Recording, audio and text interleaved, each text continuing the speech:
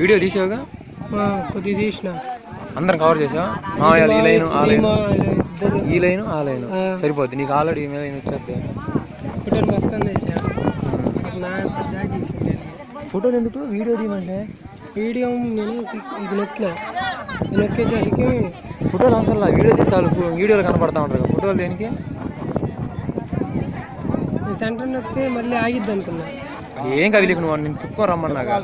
ఫోటోలు నొక్కినాయని మధ్యలో నొక్కాము, ఆగిద్దని అడిగి తీయచ్చు. ఈ లైన్ తీసావా ఇంతకీ? ఈ లైన్ వచ్చింది. ఫోటోలు కాదు మామూలుగా అట్లా అలా వీడియోలో ఆ లైన్ తెచ్చు.